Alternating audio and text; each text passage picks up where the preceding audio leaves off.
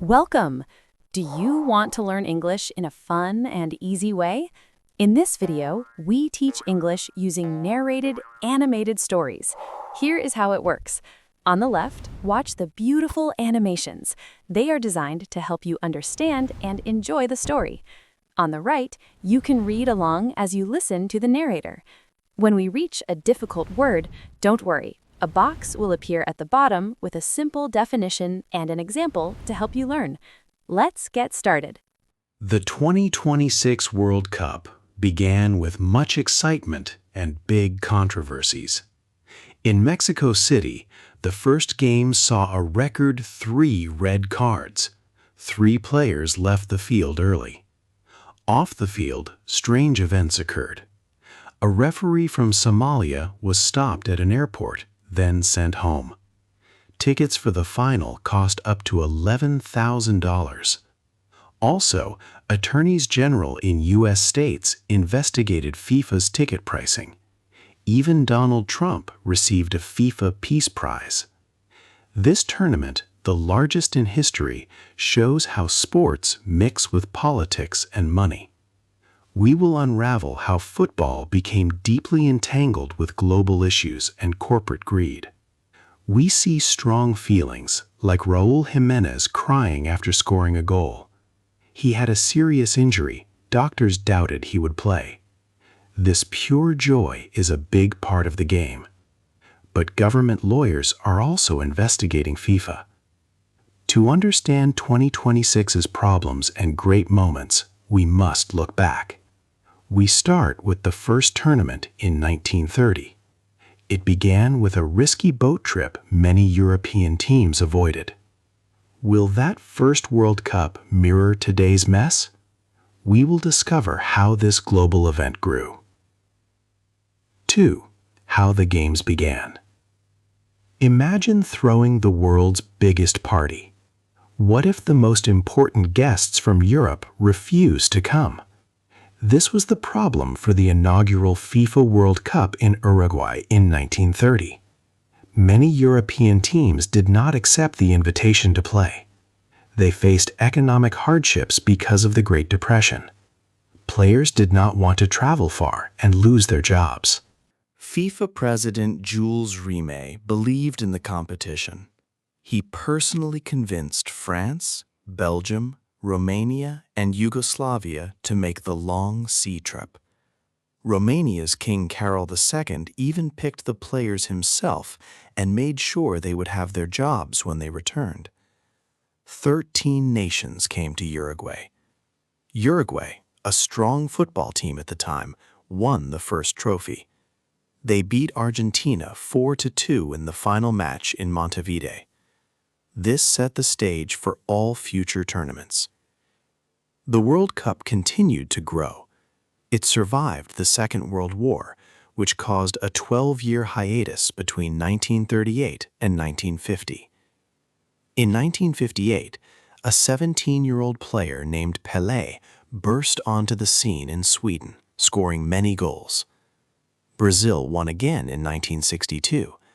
Then in 1970, Brazil had an amazing team that won. Their 4-1 victory over Italy was shown in vivid color on television for the first time. Brazil kept the original Jules Rimet trophy because they were the first country to win 3 times. The story of the trophy itself is interesting. FIFA needed a new award after 1970, and Italian artist Silvio Gazzaniga designed the new FIFA World Cup trophy.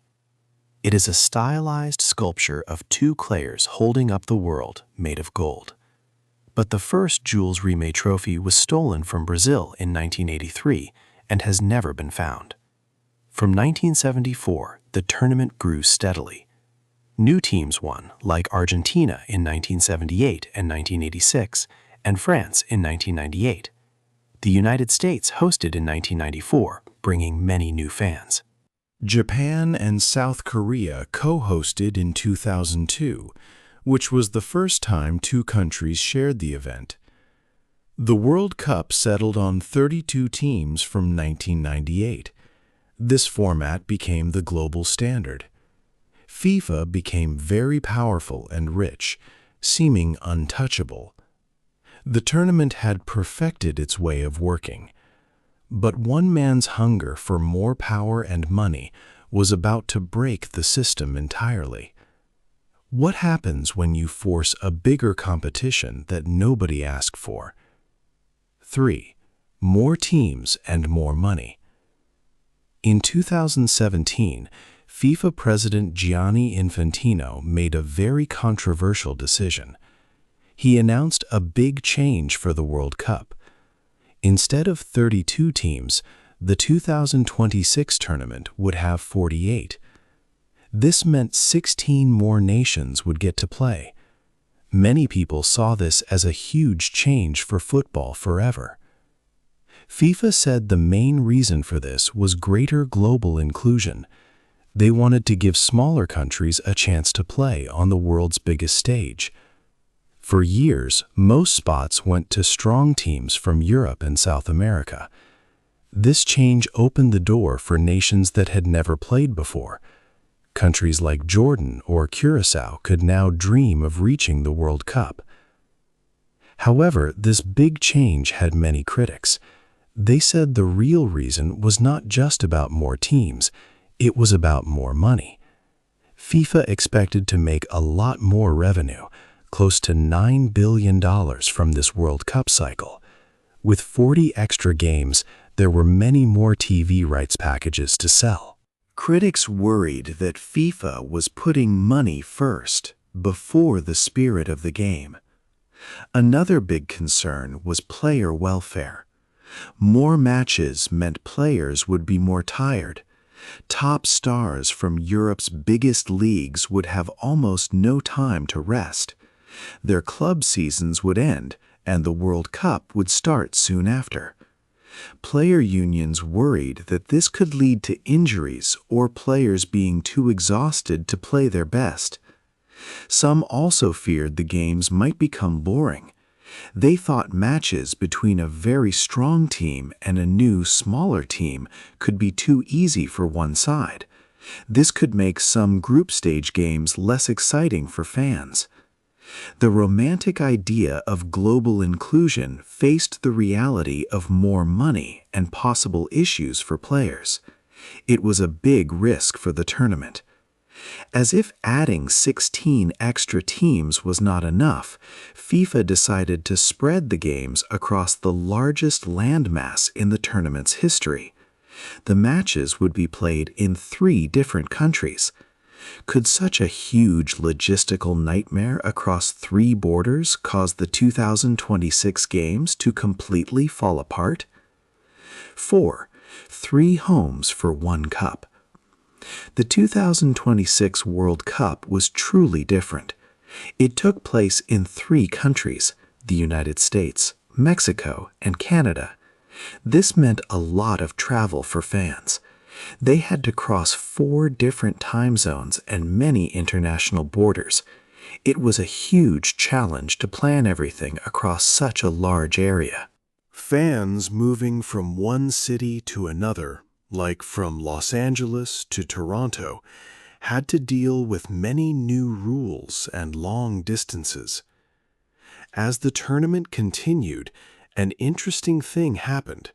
The United States would host all games from the quarterfinals onwards. This made people wonder if the World Cup would become too American. Would it turn into a political show, moving away from being a global sports event? But on the field, the games were exciting.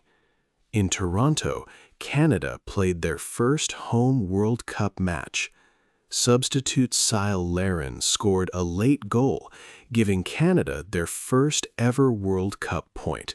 Fans were very happy. Then, in Los Angeles, the USA team showed its strength. They beat Paraguay 4-1. Christian Pulisic and his teammates made a strong statement for their home crowd. The host nations were having a great time, celebrating soccer on the field. However, outside the stadiums, problems were growing. Dark clouds were gathering. Ticket prices for the final were extremely high. Some front-row seats cost over $30,000. This caused much anger. Government lawyers in places like New York and New Jersey started to investigate FIFA's pricing. They wanted to know if FIFA was being unfair with its ticket sales, maybe acting like a monopoly. The game was beautiful, but off the pitch, big issues were beginning to emerge. What did these expensive tickets and angry lawyers mean for the world's biggest soccer event? And what about the strict rules for people trying to enter the countries, especially for a Somalian referee who was questioned and then sent home? The dark side of the games. The World Cup started with much excitement, but also a dark side. Many fans were very angry about ticket prices. A front row seat for the final match cost more than $30,000. This high price meant many regular fans could not go to the games. Lawyers in New York and New Jersey started official probes into FIFA's ticket sales. They wanted to know if FIFA used its power unfairly. Football Supporters Europe, a fan group, called these prices very unfair and a monumental betrayal of the sport. FIFA later offered some cheaper $60 tickets, but the bad feelings stayed. The idea of the World Cup as a global festival was hard to believe with such high costs. Away from the stadiums, other big problems grew. The United States had very strict rules about people entering the country. These rules caused much tension for many. President Trump had made new rules called travel bans to stop people from some countries from entering. Fans from places like Iran, Haiti, Senegal, and Côte d'Ivoire faced big problems and uncertainty. This made many wonder if the World Cup could truly be for everyone. A clear and sad example was Omar Artan, a referee from Somalia. He was set to be the first referee from his country at a World Cup, but at Miami Airport, officials stopped him. They held him for 11 hours and did a long interrogation, asking about Somali politics. Even with his FIFA documents, he was sent back home. Somalia was on the U.S. travel ban list. FIFA President Gianni Infantino was asked about this. He told people to chill and relax and said FIFA could not control governments. Many people saw this as FIFA not caring enough. Other diplomatic issues arose. Iran's football team faced problems getting visas for their officials for the U.S. This led them to boycott a World Cup draw ceremony. Also, President Donald Trump received a new FIFA Peace Prize. Many thought this was strange for a global sports group, as it seemed too political. These scandals and arguments happened far from the green fields. While lawyers and politicians battled over borders and money, the greatest football icons were getting ready. Their time on the field was running out. Who would survive their final, desperate battles on the pitch? 6. The Last Dance for Stars. This World Cup feels special for a sad reason. For many great players, this will be their last big tournament. Lionel Messi, who is 38, and Cristiano Ronaldo, 41, are playing in their 6th World Cup. They have been the best players in football for almost 20 years. Everyone knows this is probably their final chance to win the famous trophy. It feels like their last farewell dance. Messi won the World Cup with Argentina in 2022. Now he is the champion and plays for a team in America. He is ready to defend his title. People expect this to be his last big tournament with his beloved national team. His team, Argentina, is in Group J. Ronaldo, at 41, still dreams of winning the World Cup for Portugal. He has won almost every other big award in club football. He also won the European Championship with Portugal in 2016. But the World Cup is the one important trophy he does not have. The world will watch to see if he can finally get it, or if this is his last graceful goodbye. Other important players are also saying goodbye. Neymar, 34, from Brazil, is likely playing his last World Cup. He had a big injury, but he worked hard to be ready. Luka Modric, who is 40, from Croatia, has played in 4 World Cups. He will probably not play in another one. But while the old stars are leaving, new ones are arriving. Lamine Yamal, a teenage prodigy from Spain, will play in his first World Cup. He is very fast and can change a game quickly. He turns 19 during the tournament. This World Cup shows the transition from older, famous players to young, amazing ones. It is a story about the past meeting the future of football. The older kings want to keep their crowns, but they are not the only ones who want to win. Small islands and teams that nobody expects to win are also ready. They want to beat the big, strong teams. This tournament is just beginning, and anyone could surprise everyone. New teams and big dreams. The small Caribbean island of Curaçao, with only about 160,000 people, surprised many. This tiny nation stepped onto the football field to play against Germany, a mighty team with a long history in the sport. This match was a big example of a small team facing a giant. It showed what the expanded World Cup could bring to new nations. But while new teams arrived, one famous team was missing. Italy, a country that has won the World Cup 4 times, was not there. They had to watch the games from home for the 3rd time in a row. Their absence made people wonder if a new, unexpected team would take their important place. The World Cup brought many exciting stories. Jordan made its first appearance ever, which was a huge moment for their young football culture. Scotland also returned after nearly 30 years in the wilderness.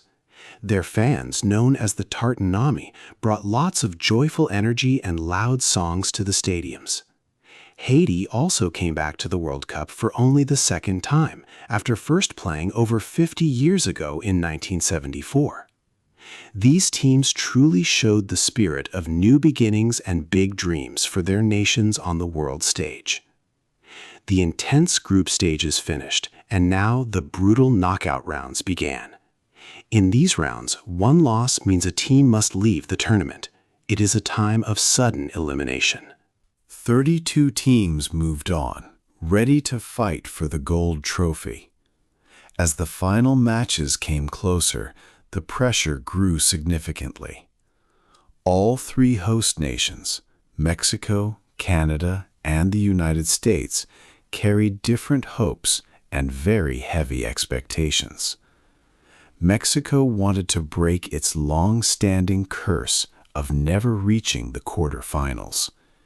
Canada celebrated its first ever World Cup point and aimed to show even more football strength.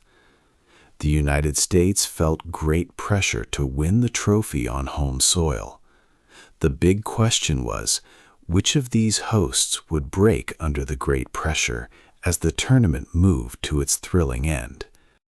The end of the show. Mexico, Canada, and the United States felt great pressure. Mexico wanted to end their 5th game curse, always stopping before the quarterfinals. This dream to win big at home was very strong.